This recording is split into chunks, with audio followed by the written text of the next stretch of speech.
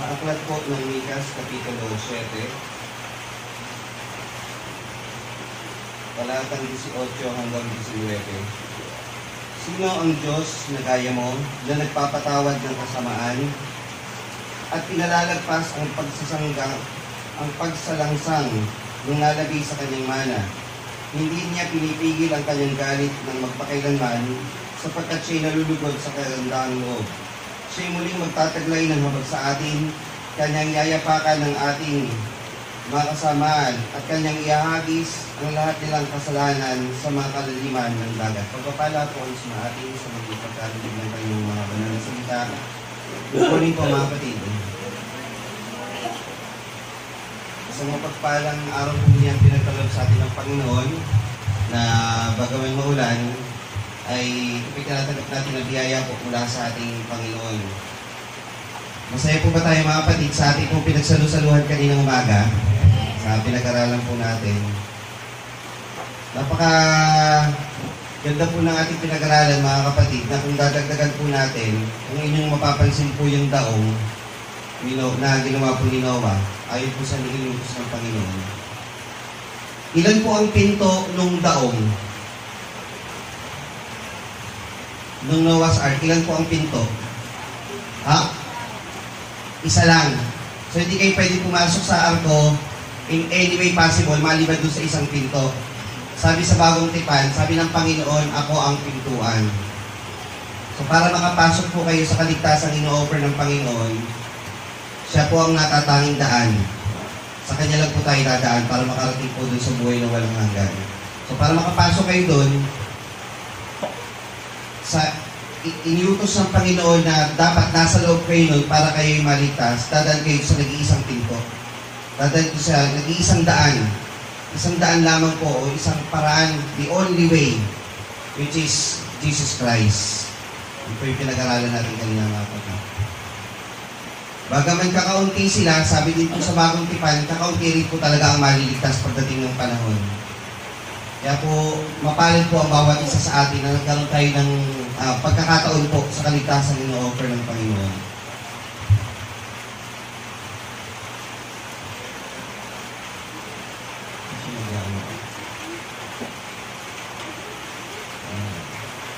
Ang aking pong binasa mga kapatid ay hinango po sa aklat ng Mikas, Kapitulo 7, talatang 18.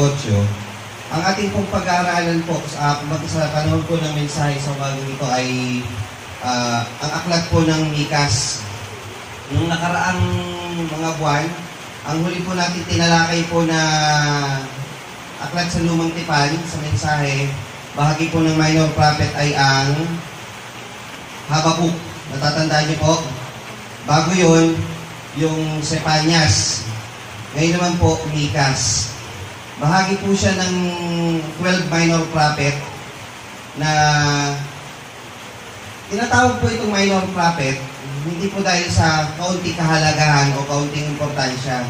Tinatawag lang po ito ng minor prophet dahil po sa kakauntian po ng kanilang sulat. Pero bagaman kaunti po yung kanilang sulat, ibig sabihin, konti lang yung nilalaman. Napakalaki ng nilalaman po ng aklat ng mga sulat ng mga propeta na ito, bagaman may iiksik. Hindi po katulad ni Isaias, ni Ezekiel, ni Jeremias, ni Daniel, mga major prophet, napakahaba ng sinulat nila. Ito po ay kabilang po si Mikas sa 12 minor prophet po, sa huling 12 aklat po ng Lumang Tipan. Ginagawa po natin ito, ang series ng Lumang Tipan, mga kapatid, upang magkaroon tayo ng karagdagang kaalaman sa Biblia. Sa mga nag-aaral po sa Biblia, pag binasa niyo yung aklat, maintindihan niyo na pag-uwi niyo sa bahay, o may magtanong sa inyo, ano ba yung nakasulat dito? Meron na kayong overview, summary, ano ba yung nakasulat sa aklat na yun, kagaya po sa aklat na ito. At ang aklat po dito, napaka-iksi lang.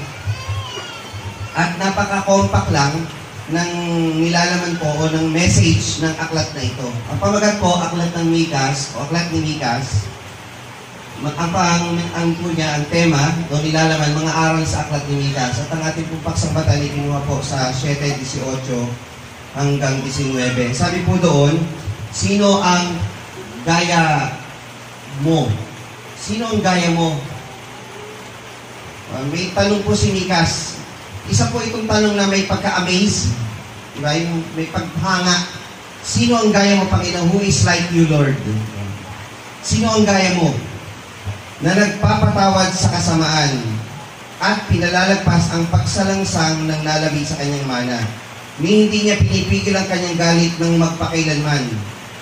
Sapagkat siya'y nalulugod sa kagandahang loob, siya'y muling magtataglay ng habag sa atin, kanyang yayapakan ng ating mga kasamaan, at kanyang ihahagis ang lahat nilang kasalanan sa mga kalaliman ng dagat. Sa mga minor prophet po, ang natalakay na natin, yung nakaraan, matagal na pong taon, nga 3 years ago si Jonas, kung natatandaan nyo, tinalakay natin si Hagay, si Sepanya, si Habakuk, ngayon naman po ay si Mika, so meron pa po ilang natitirang mga minor prophet po o books, minor prophet books po sa Old Testament. Sa umpisa naman, Genesis, Exodo, Levitico, mga bilang, Deuteronomio, Josue, Hukom. Susunod natin pag-aaral, aklat naman po ng Ruth ang susunod natin. Konting kaalaman po muna bago po natin ituloy ang mensahe. Yung Mikas, Tagalog, ang English po niya ay Micah. Ang pronunciation po niyan, parang ganito, Micah. Micah. Micah consists of 2 Hebrew words. Mi, ibig sabihin po is who. Sa Hebrew nung mi, ang Hebrew mi, ang English niya who. Yung ka is, ang po niya, ang English, translation ay like. So parang lumalabas po sa kanya, kapareho rin ang kanyang sinabing salita doon sa 7:18. Who is like God? Kaya po yung iba, gumawa ng pangalang Mikael. Yung E-L, ibig sabihin naman po nun, God. Ni, who, ka, like, who is like, yung L, God. Who is like God? Mikael. O Michael. Ganon, yun po ibig sabihin nun. Yung L po kasi, God. So, pag pangalan nyo may E-L, karamihan po ng mga sikami, Elizabeth, si sister, ang ibig sabihin po niya, yung E-L, God's promises, yung Zabeth is promises, so God's promises, Elizabeth, yun po ibig sabihin naman nun. Yun po ibig sabihin ng pangalan natin, sister, Elizabeth, God's promises. Yan, yun po ibig sabihin ng pangalan nyo, yung L. So ito po, parang yung pangalan niya, ang malaki rin ang kinalaman doon sa kanyang isinulat, Micah, who is like God. Sabi po dito, siya'y muling magtataglay ng habag sa atin sa pangalawang talata. Pag sinabing muling magtataglay, ibig sabihin, dati na siyang nagtaglay ng habag. Muling magtataglay. Bakit kaya po ganun yung pananalita na iniwan ni Mikas?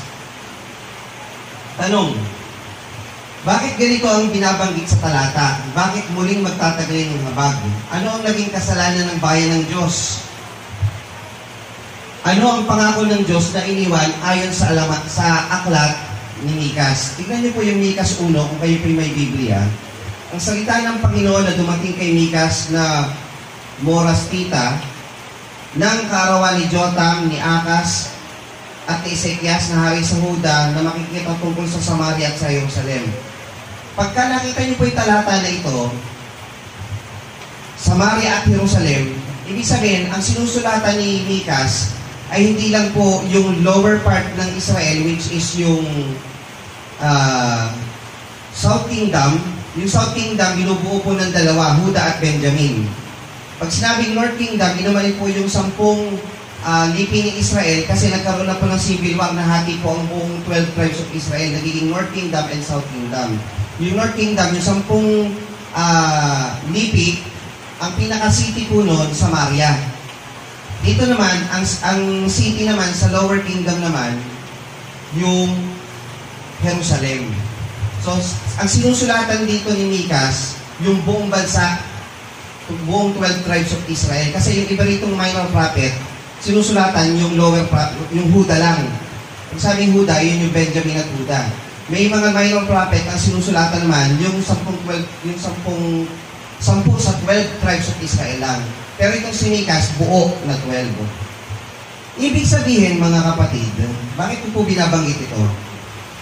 Ibig sabihin, gano'n na kabigat ang ginagawa ng Israel para ang isang propeta ng Panginoon sulatan yung buong bansa. Na hindi lang siya nakatutok o nagmi-ministeryo si Mikas sa isang parte lang ng bansa, kundi sa buong bansa ang kanyang sinusulatan. Kaya ang sabi po niya doon, sa talata, sino ang gaya mo na nagpapatawad ng kasamaan? Pinapatawad niya daw itong Israel. Ano ba ang nagawa ng Israel sa kabuuan kung bakit ang sabi ng Panginoon, siya'y muling magtataglay ng habag sa atin? Tingnan po natin yung balangkas ng aklat po na ito. Ang buod po ng aklat, at nilalaman ng bawat kapitulo, mga aral na nilalaman nito at kaugnayan nito sa panahong Kristiyano, ito po yung pinakamagiging outline natin. Ang aklat po na ito, may pamagat po na Mikas. Sumulat po niya ay si Propeta Mikas o si Prophet Micah. Meron po itong 7 kapitulo, 105 na talata. At ang susing talata po nito ay nasa chapter 1 verse 2, chapter 5 verse 2, chapter 6 verse 8. Ito po, pinakakilala niyo po ito, Micah 6:8. Merong nakakabisado? Kanyang pinakilala sa iyo o tao? Alam niyo na. Tapos 7:18-19. Ang karaniwang alam po natin na talata, itong 6:8. Yung 6:8 ng Mikas. Sabi po doon sa Kapitulo 1 hanggang 3, i-summary na po natin yung buong chapter 1, chapter 2, chapter 3. Si Mikas ay nagpropesiya ng paghatol at kapahamakan sa mga Israelita kasama na yaong mga nakatira sa Samaria at Jerusalem. So buong 12 tribes of Israel, pinakita ni Mikas kung gano'n na ito kasama. Tinukoy ni Mikas ang kasalanan ng idolatriya. Ano ba ibig sabihin ng idolatriya? Pagsamba sa Diyos-Diyosan. At ang pang-aapi ng matataas na uri ng tao sa mga dukha bilang dahilan ng napipintong pagkapuksa sa Israelita. May mga tao po kasi dito sa Israel na pinahihirapan ng mga dukha. Kinundi na din ang mga tiwaling pinuno, pati mga leaders of Israel sa kabuuan at mga relihiyosong guro, sabihin yung mga religious o nagpapakilalang propeta na nagtuturo ng dahil sa pera. Yung mga bayaring propeta. Sa panahon natin, hindi na naman po bago yun di ba? May mga bayarang ano po ngayon, bayarang pastor, bayarang manggagawa, bayarang tagapagturo, na pagka sila po ay nabayaran, ituturo niyan kung ano yung gustong marinig ng miyembro. Di ba? So, iyon yung kinukundi na ni Mikas dito sa panahon ito. Iisa-isahin natin yung chapter 1, 2, and 3 na ito. Ito po yung kabuuan. Alam niyo po mga kapatid, dito sa chapter 2, verse 1, hindi ko na po ililipat, tingnan niyo na lang po ito, ano ang gano'ng kasama ang Israel sa panahon na yaon. Sabi po dito, sa aba nila na humahaka ng kasamaan at nagsisigawa ng kasamaan sa kanilang mga higaan. Chapter 2, verse 1, patuloy silang nagbabalak ng kasamaan. Pag binasa niyo nakalagay doon, sa aba nila na humahaka ng kasamaan, nagsisigawa ng kasamaan sa kanilang higaan. Nakahiga pa lang, nagbabalak na, nagpaplano na. Gano'ng kasama po yun? Hindi pa nga tumatayo sa higaan, nag-iisip na ng masama sa kapwa. May sasama pa ba doon? Nakahiga pa lang? Tuloy natin. Pagliliwanag sa umaga at kanilang sinasagawa, sapagkat nasa kapangyarihan ng kanilang kamay. So pag-gising nila, ginagawa na nila. Sila'y nag-iimbot ng mga bukid at kanilang inaangkin. So verse 2 ng chapter 2, nangaangkin ng lupa. Ang nangyayari sa Israel, noong panahon na yun, sila mismo nag-aangkin na ng lupa, lalo na yung mas mayayaman o may kaya. So pag ikaw, wala kang kakayanan na ipagtagol ang sarili mo, yung lupa mo aangkinin, yung iba na mas malalakas. Wala nang sinisino. At ang mga bahay ay inaalis, kanilang pinipigyan ang isang tao at ang kanyang sambahayan, ang tao at ang kanilang mana. 6, huwag kayong manguhula, ganito sila nanganguhula. Sila ay hindi sila nanguhula sa mga ito, ang kapunyaan ay hindi mapapawi. Sa verse 6, hanggang 7, meron namang mga propeta na nanguhula nang hindi ayon sa kagustuhan ng Panginoon. Halimbawa, nabayaran. Binayaran ako ng sambahayan na ito. Actually, meron po nun doon sa bilang dati. Yung pinag-aralan natin mga bayaring propeta tulad ni Balaam. Binayaran siya ni Balak para siya manghula sa Israel. Kaso hindi na control ni Balaam yung labi niya dahil kinilo siya ng Panginoon. So pinaririnig niya kung ano yung gusto marinig ng bayan. 2:8. Ngunit kamakailan, ito mga kapatid, ngayon ko lang po ito nalaman. Meron po kasi yung binabasa, parang yung kapatid na Rani, may pinapakinggan din yung audio Bible. Kasi yung audio Bible, hindi po King James Version kasi yun. Pag pinapakinggan nyo, ano siya, nasa mababaw ng salin. Nung pinapakinggan ko, sabi doon, kanilang hino-hold up. May salita bang hold up sa Bible? Di hinanap ko yung pinapakinggan kung anong talata yun. Pakinggan niyo po ito, 2:8. Ngunit kamakailan na ang aking bayan ay bumabangon na wari kaaway.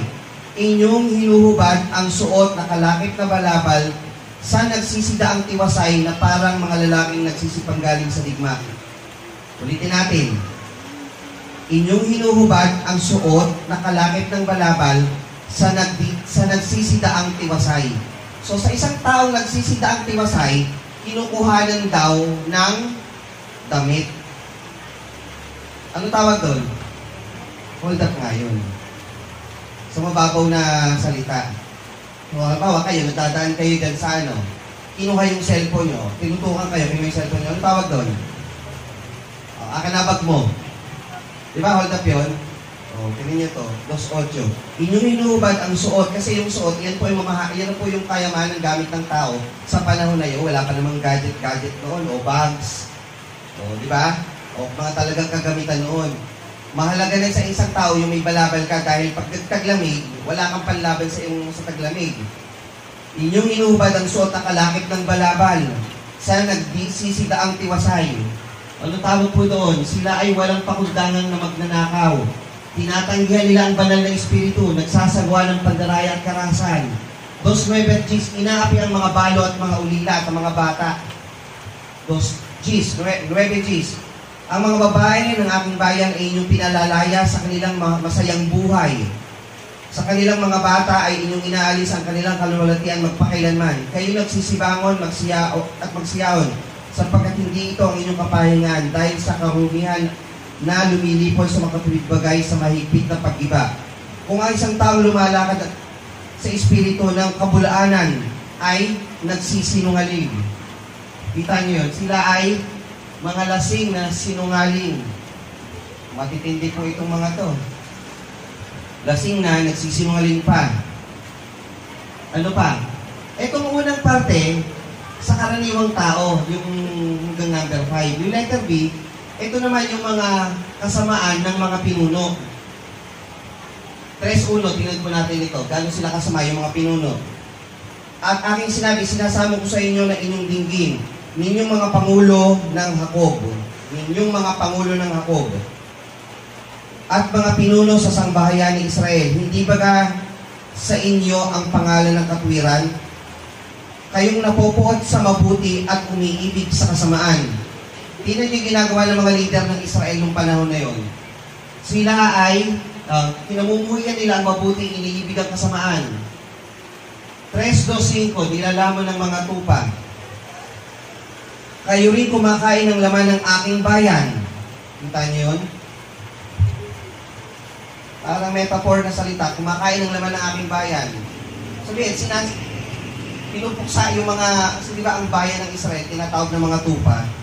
Kayo rin kumakain ng laman ng aking bayan at lumalapnos ang kanilang balat at bumabali ng kanilang buto at kanilang pinagpuputol-putol yaon na wari mga parang palyok at parang laman sa loob ng kaldera. Ganito ang sabi ng Panginoon tungkol sa mga propeta na nagliligaw sa aking bayan. So, pati mga propeta nagliligaw. 3:8-9, hinahamak nila ang katarungan.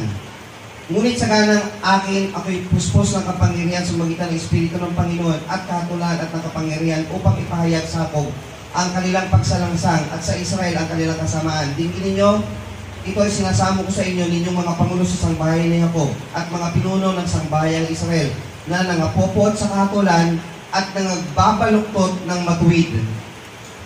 Leader ka ng bansa, hahatol ka ngayon, ito ang tama, ito mali. Anong pinakikinggan mo yung mali? Itinatama mo yung mali, baluktot na katwiran. 3Gs. Kanilang itinatayo ang Sion sa magitan ng dugo at ang Jerusalem sa magitan ng kasamaan. Nagbububo ng inosenteng dugo. At ang panghuli, 3:11, at ang mga pangulo nila ay nagsisihatol dahil sa suhol, at ang mga saserdote ay nagtuturo dahil sa upa, at ang mga propeta ay nanguhula dahil sa salapi. Tingnan nyo mga kapatid, ang Panginoon iniligtas ang mga tao sa panahon ni Noe. Nag-umpisa na sa sangbahayan ni Noah, Noe. Silang mag-asawa, si Sem, si Cham at si Japet, at ang kanilang mga asawa, 8. Dumami. Tinawag si Abraham, dumami. Minahal ng Diyos si Abraham, di ba? Dumami yung tao. Pinangakuan, inililigtas. Pero tingnan niyo ang nangyayari sa tao. Kahit paulit-ulit silang iligtas ng Panginoon, bakit ganito nangyayari sa kanila? Ang tao nagbabalik at nagbabalik doon sa kasamaan na kanilang kinaroroonan ng una at nagiging worse pa. Biruin nyo, propeta ka, nagtuturo ka dahil sa pera. Di ba? Yun yung sinasabi dito eh. Sabi dito, Pangulo niya ay nagsisihatol dahil sa suhol. Nagtuturo, saserdote, nagtuturo dahil sa upa. Ang propeta ay nanguhula dahil sa salapi. Ngayon may sila'y sasandal sa Panginoon nagsasabi, hindi ba ang Panginoon ay nasa gitna natin, walang kasamaang darating sa atin? Ang lalakas pa ng loob. Sasabihin ng mga propeta, walang mangyari sa atin, ang Diyos ay nasa likod natin. Ganun pa sila kalalakas ang loob. Ganyan po yung nilalaman ng 1 hanggang 3 ng Mikas. Ipinakikilala ni Mikas kung gano'n nakasama ang Israel sa kabuuan. Ngayon, yung chapter 4 and chapter 5, ang sabi dito, si Mikas ay nagpropesiya ng panunumbalik ng Israel. Siya rin ay nagpropesiya na ang Mesiyas ay panganganak sa Bethlehem. At ang salita ng Panginoon ay magmumula sa Jerusalem. Ganito kasama ang bayan, ang Diyos, laging may plano. Parang sa atin, na-imagine niyo ba ang buhay niyo noon, tapos may plano pala ang Diyos sa atin na pagbabago. So sa Israel, gano'n sila kasama, pero sa 4 at 5 ng Mikas, ipinakikita naman sa kabuuan ng 2 kapitulo na magkakaroon daw ng revival sa angkan ni Israel. At ang revival na ito ay sa magitan ng inihulang Mesiyas na magmumula sa Bethlehem. At ang salita ng Panginoon ay magmumula sa Jerusalem. Isa-isahin natin. Unahin natin sa karagdagan yung Mikas 1:3. Paborito po ito ng ating Pastor Jun La Chica. Tingnan po natin. Sapagkat narito ang Panginoon ay lumalabas sa kanyang dako at bababa at yayapak sa mataas na dako ng lupa. Meron daw hula na darating. Ang Diyos na makapangyarihan sa lahat na nasa kanyang kinalalagyan ay bababa, lalabas daw sa kanyang dako, bababa, yayapak sa mga mataas na dako ng lupa. Sa papaanong paraan daw na ang Diyos na makapangyarihan sa lahat na lumalang ng langit at ng lupa, yayapak sa matataas na dako ng lupa. Sa paanong paraan? Sa kanyang pagkakatawang tao. Kaya po sa 2 at 4 ng Isayas, tignan niyo po ito.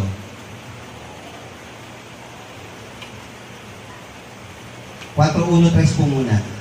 Meron po sa inyong ipapapansin sa ating pong mga kamanggagawa. Ito po ay sa kababasa po mga kapatid. May mapapansin kayo ditong pagkakahawig. Sabi dun sa 4:1 hanggang 3 ng Mikas, ngunit sa mga huling araw ay mangyayari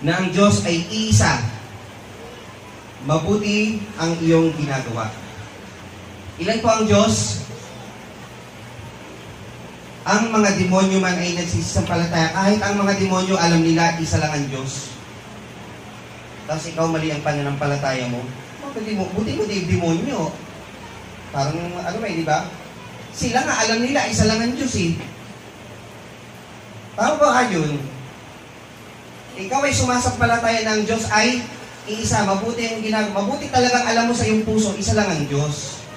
Siya yung nagsabing bababa at yayapak sa matataas sa dako ng lupa. Siya rin yung inihula doon sa Mikas 5:2 na mula sa Bethlehem. Sa paano paraan na mula sa Bethlehem? Ipapanganak siya, di ba? Kaya po sabi doon sa Mateo 2:6. Sabi po doon, hindi po natin lalagay na dyan.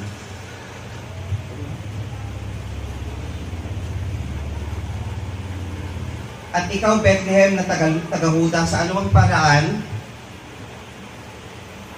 ay hindi ikaw ay pinakamaliit sa mga pangulong bayan ng Huda, sapagkat mula sa iyo ilalabas ang isang gobernador na siyang magiging pastor sa aking bayang Israel. So, nagkaroon po ito ng katuparan na si Jesus ipinanganak. So, yung Jesus na ito, siya yung inihula doon sa Mikas 5:2 na ang pinagmula nito ay mula sa walang hanggan. Isa lang po kasi ang Panginoon.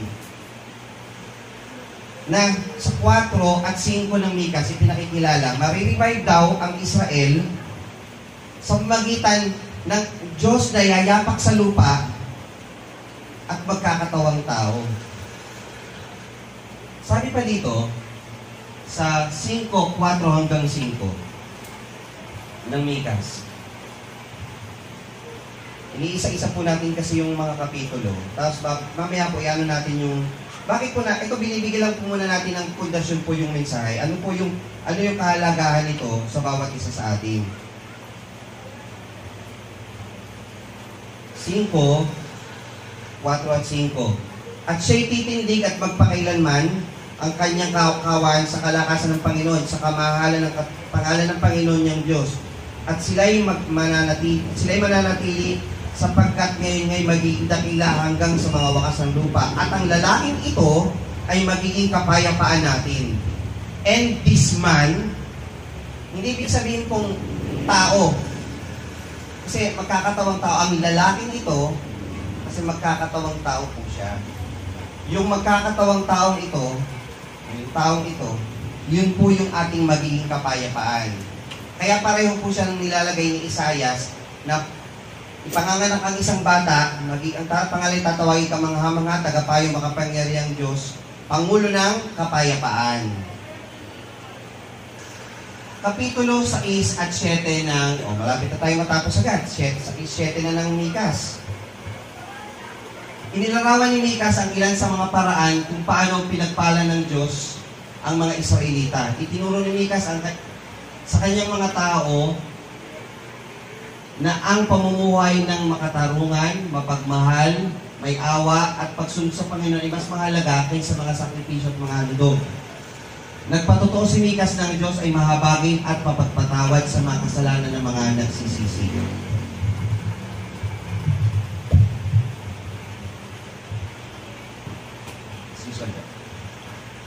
Ngayon mga kapatid, magbibigyan tayo dito ng mga tanong. Balikan niyo yung kasalanan ng Israel at ng Huda. Natatandaan niyo po yung binahagi natin kanina. Napakabigat na ng kasalanan ng Israel. Naglalamang na sila ng kapwa. Ultimo yung mga babaeng bao, mga matatandang babae, mga bata, sinasaktan nila. Ultimo yung mga pinuno, nanglalamang na sa kanilang kapwa. Ginagamit pa ang Diyos para kumita ng pera o pananalapi. Ano ang inihanda ng Diyos sa kanila? Sabi po dito, sa Mikas 4:6-7, sa mga araw na yon, sabi ng Panginoon, aking pipisanin siya na napipilay, aking titipunin siya na natapon, at siya ay aking pagdadalamhati. Nagkasala ang bayan. Ano dapat gawin sa nagkasala?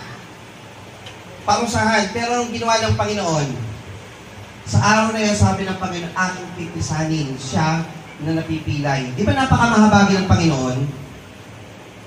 O kayo mga kapatid, anong kasalanan ang inyong nagawa? Di nyo ba naisip na ang dapat para sa ating kaparusahan? Pero anong ginawa ng Panginoon? Namatay siya sa krus para tubusin tayo. Ano ang nararapat sa atin? Tayo ang dapat ipako. Ngunit ano ang ginawa ng Panginoon? Siya ang nagpakahirap upang tayo tubusin. Gaya po nito, ang sabi niya, kanyang pipisanin ang mga napilay. Aking gagawin ang mga pilay na isang nalabi. At ang natapon na malayo ay maging matibay na bansa at ang Panginoon ay maghari sa kanila sa bundok ng Sion mula ngayon hanggang sa walang hanggan. So nagkaroon pa ang Diyos ng pangako sa kanila. Sa kasamaan ng bayan, ang pangako pa ng Panginoon ay kahabagan. Diba? Napakabuti ng Panginoon. Pansinin ang tanong ng Diyos. Pero bagaman ang Diyos ay nangako sa bayan ng kahabagan, ano ang tanong ng Diyos sa Israel? Mga kapatid, basahin niyo maigi ang tanong na ito. Malamang po kasi, sa Mikas, yung 6:8 lang ang ating binabasa. Pero yung mga unang talata sa 6, hindi natin napapansin. Ano po ang tanong ng Panginoon? 6:1-2. Dingginin niyo ngayon kung ano ang sinasabi ng Panginoon. Bumangon ka, makipag-alik ka sa harap ng mga bundok. At dinggin ng mga burol ang iyong tinig. Dingginin niyo, o ininyong mga bundok ang usap ng Panginoon at ninyo ng mga matibay na patibay ng lupa sapagkat ang Panginoon ay may usap sa kanyang bayan at sa kanyang pagkipagtalo sa Israel. May usap daw ang Panginoon sa kanyang bayan. Ano yung kanyang tanong? O bayan ko, anong ginawa ko sa iyo? At sa anong kita pinagod, sumaksi ka laban sa akin? Minahal kita, o Israel, binigay ko lahat ng pangailangan mo, iniligtas kita, binigyan kita ng kahabagan, bakit ito ang iginanti mo sa akin? Kasamaan, kasalanan. Sapagkat ikaw ay aking inihawin mula sa lupain ng Ehipto, tinubos kita sa bahay ng pagkaalipin at sinubo ko sa unahan mo si Moises, si Aaron at si Miriam. Natatandaan nyo, ang Israel, inalis mula sa pagkaalipin ng Ehipto. Bakit ganito ginawa nyo sa akin? Anong ginawa ko sa inyong kasalanan? Sabi ng Panginoon. Diba? O makipagkatwiranan kayo sa akin, sabi ng Panginoon, anong ginawa ko sa inyo? O bayan ko, alalahanin mo ngayon kung ano ang isinangguni ni Balak o ni Balek na hari ng Moab at kung anong isinagot sa kanya ni Balaam na anak ni Beor. Alalahanin mo sa Sichem, noon po Sichem yan, hanggang sa Gilgal upang inyong maalaman ang matuwid na gawa ng Panginoon. Nung si Balak ay nagbalak po ng masama sa bayan ng Israel, inupahan niya si Balaam na propeta. Manghula ka para mapahamak ang bayan. Nung si Balaam nagpunta sa Israel para hulaan ang bayan, imbis na magsalita siya ng sumpa, ang lumabas sa kanya, pinagpapala kayo ng Panginoon. Hindi nakapagsalita ng masama si Balaam kasi pinigilan ito ng Panginoon. Ibig sabihin, ang Panginoon, kahit anong mangyari sa Israel, ang pangako niya na iingatan kayo, iniingatan kayo ng Panginoon. Ngunit, bakit? Anong ginawa ko sa inyo? Bakit kayo nagbabalik sa kasamaan? Kayo mga kapatid, naramdaman niyo po ba ang biyaya ng Panginoon? Naramdaman niyo po ba ang pagliligtas ng Panginoon? Bakit may pagkakataon sa ating buhay na tayo'y nagbabalik sa kasalanan atin ng dating nagawa? Isipin niyo sa inyong mga sarili. Anong nagawa ng Panginoon sa inyo? May gawa ba kasalanan sa inyo ang Diyos? Bakit may mga pagkakataon sa ating buhay na tayo bumabalik sa masama nating kaisipan, bumabalik sa ating masamang mga gawa? Nakakagawa pa ng mga bagay na ayok na labag sa kalooban ng Panginoon. Baka may nakikita pa sa ating nagbabalik sa ating mga bagay na iniwan na. Hindi ba tayo iniligtas na ng Panginoon sa ating mga kasalanan? Bakit tayo nagbabalik pa roon? Sabi ng Panginoon, O bayan ko, anong ginawa ko sa iyo? Makipagkatwiranan kayo sa akin, sabi ng Panginoon, dun sa 1. Makipagkaalit kayo sa harap ng mga bundok. O inyong mga bundok, ang usap ng Panginoon. Makipagtalo kayo sa Kanya. Sige, makipagkatwiranan kayo. Anong ginawa ng kasalanan ng Diyos sa inyo? Wala. Pero anong ginawa niyo sa Panginoon? Ngayon, ano ang isinagot ng mga tao? Sabi dun sa 6:6-7, ano ang aking ilalapit sa harap ng Panginoon? Ngayon, ang kagandahan naman sa Israel, sa panahon na ito, hindi sila nang ipagkatwiranan. Amen. Wala kasi ikakatwiran sa harap ng Panginoon pag may ginawa ka masama. Anong gagawin mo lang? Tanggapin ang kasalanan mo. Wala kang ilalaban sa Panginoon. Anong ginawa ng Israel? Basa. Ano ang aking ilalapit sa harap ng Panginoon at iuyukod sa harap ng mataas na Diyos? Paroroon baga ako sa harap niya na may handog na susunugin, na may guyang 1 taong gulang? Ano ang aking gagawin para mapatawad mo ako, Panginoon? Magsusunog ba ako ng isang guyang may 1 taong gulang? Paroroon ba ako na may dalang handog? 7. Kalulog na rin baga ng Panginoon ang mga libo-libong tupa? Nag-exaggerate pa nga Siguro kung libo-libong tupa nang ihain ko sa Panginoon, mapapatawad mo na ako. O ang mga 10,000 libong ilog na langis. Kung ako ba'y maghahain ng ganito karaming langis, mapapatawad mo ba ako, Panginoon? Ibibigay ko baga ang aking panganay dahil sa aking pagsanggalang. Hindi po ito yung kagaya ni Abraham na naghahain ng kanyang anak. Kasi kay Abraham lamang po inutos yun Kasi ang mga pagano, naghahain sila ng kanilang anak upang matubos yung kanilang kasalanan. Binibigyan nila ang anak nila. At lalong ayaw ng Diyos yan. Sabi ng Panginoon, hain at handog ay hindi ko ibig. At wag na wag niyong isipin yung mga anak niyo ay ihain. Mas lalong kasalanan yan. Kaya naman, pansinin ang tanong ng Diyos, anong sinagot ng tao, ngunit ano ang nais ng Diyos. Sa magitan ng sagot na ito ng Panginoon, ay magkakaroon ng kabuuan kung ano ang magiging tamang tugon ng tao sa pagtatanong ng Diyos kung anong kanilang dapat gawin. Ano po ang sagot? 6:8. Kanyang ipinakilala sa iyo, o tao, kung ano ang mabuti. At ano ang hinihingi ng Panginoon sa iyo? Hinihingi ba ng Panginoon na maghandog ka? Ng handog na susunugin? Ng langis? Lalo na ng anak mo na sunugin? Hindi. Anong hinihiling sa iyo ng Panginoon? Gumawa ng may kaganapan. Ano ibig sabihin ng gumawa ng may kaganapan?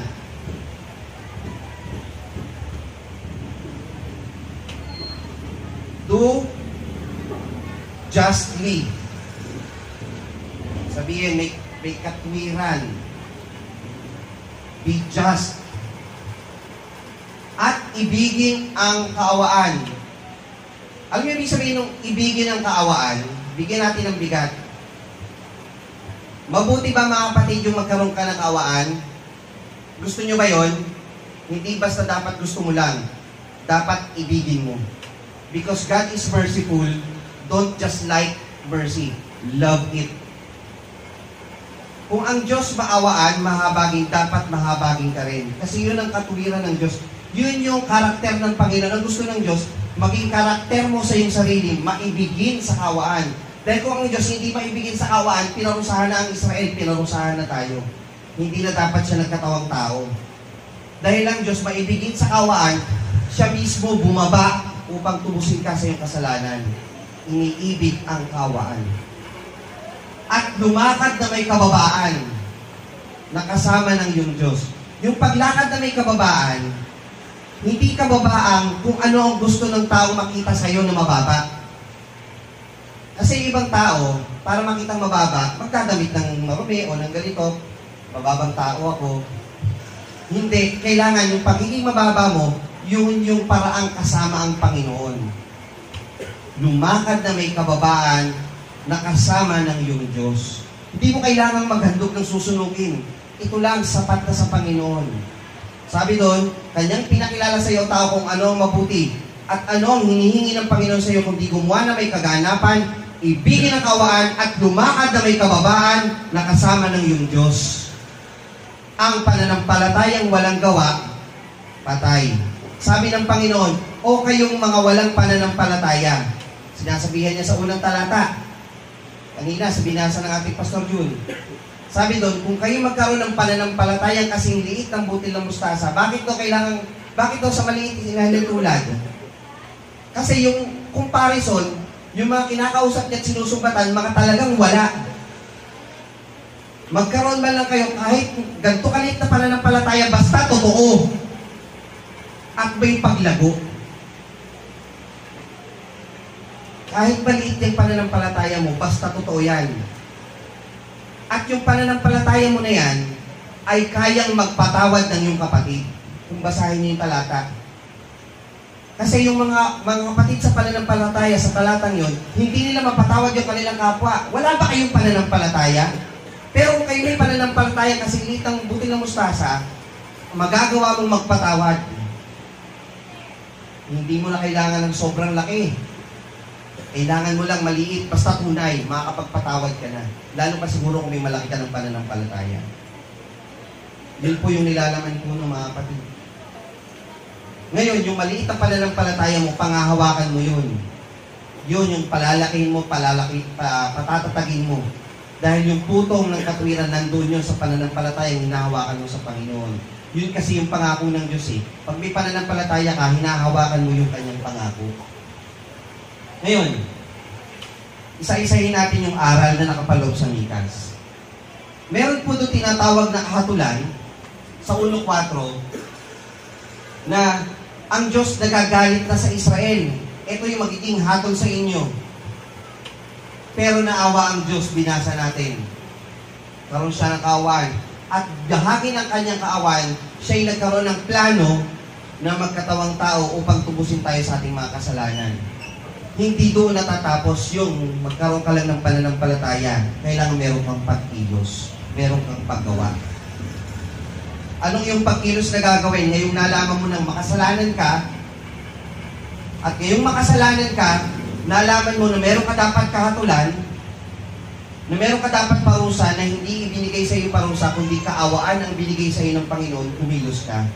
Anong gagawin mong kilos? Kanyang pinakilala sa iyo tao kung ano ang mabuti at ano ang hinihingi ng Panginoon sa iyo, kundi gumawa ng may kaganapan, ibigin ang kaawaan at lumakad na may kabubalan kasama ng iyong Diyos. Meron ka dapat pagkilos.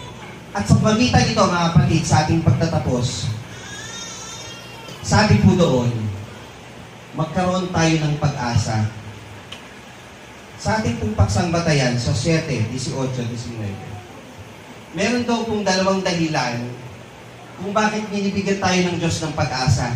Alin niyo po yung dalawang dahilan na yun? Number 1 doon is yung karakter ng Panginoon. Sino ang Diyos na kagaya mo? Yung kanyang katangian, wala kasi siyang kagaya eh. God's character, at ang pangalawa, yung kanyang pangako. Sabi po kasi, who is God like you? Dalawang dahilan lang naman eh. Dahil ang Diyos, sa kanyang pagka-Diyos, wala siyang katulad. Siya ay talagang puno ng kawaan. Kaya tayo nagkakaroon ng pag-asa. Dahil siya puno ng kawaan. Wala siyang kagaya, wala siyang katulad. At ang Diyos, tapat. God is merciful and faithful. Tapat ang nangako. Dahil tapat ang nangako, pangahawakan mo yung pangako ng Panginoon. Ang sabi ng Panginoon, naalala niyo doon sa ating pinaksa na lessons on how to survive a storm. Sabi po doon, I will meet you on the other side. Makikita tayo sa kabilang ibayo. Pag nangako ang Panginoon, makikita tayo doon sa biyahe mo, papunta sa kabilang ibayo. Mamamatay ka ba? Mapapahama ka ba? Hindi. Kasi sabi niya sa'yo, makikita tayo. Kapag sinabi sa'yo ng Panginoon, ililigtas ka ng Panginoon, basta huwag kang hihiwalay sa Kanya, maliligtas ka ba? Maliligtas ka ba, mga kapatid? Amen. Kasi po, tapat ang nangako.